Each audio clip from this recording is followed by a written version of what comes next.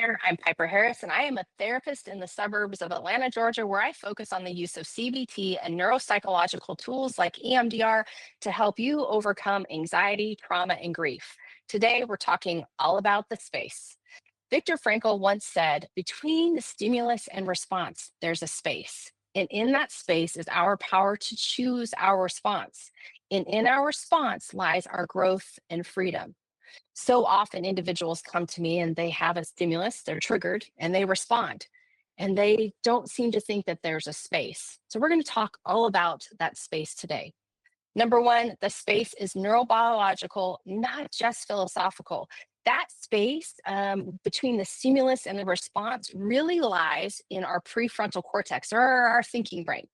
Under stress or trauma, anxiety, grief, the amygdala, our primal brain, the fight or flight system, hijacks the system and it makes it feel like we have to react. Recovery really involves learning how to access the space between the stimulus and the response. And this is through regulation and awareness. Second, you are not your first impulse. Your initial reaction is not your identity. It's often a conditioned survival mechanism or just a conditioned response. You have to challenge the idea that authenticity means saying or doing whatever you want in the moment.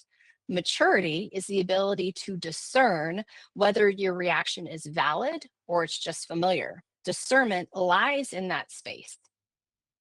Third, trauma compresses choice. It compresses that response, that choice. Healing expands it. Trauma, anxiety, grief, stress. It teaches us to survive, not to choose.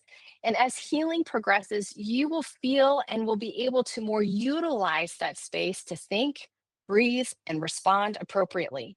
And again, this is all tied to your nervous system.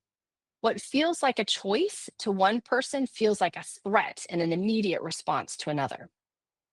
Fourth, this space is where agency is reclaimed. This space is where your values, your belief system, and your identity live. Choosing your response means that you're no longer operating on these scripts that were handed to you by your past or by culture. It's not about being perfect, it's about being deliberate. And finally, number five, growth and freedom requires discipline, not just insight. Insight gives us awareness, but discipline gives us change. You don't grow just by knowing there's a space. You grow by training yourself to use it. Every single time that you access the space between stimulus and response, you claim a place of yourself and you rebuild your story. So here is the takeaway. Between stimulus and response, there is truly a space, but it doesn't show up on its own. You have to work for it. You have to build it.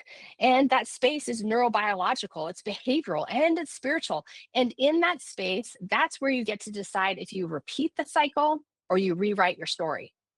Most people don't even realize that they have a choice. But the moment you do, everything changes. Growth does not come from reacting the same way over and over again and expecting different results. Freedom doesn't come from emotional venting, it comes from owning your next move.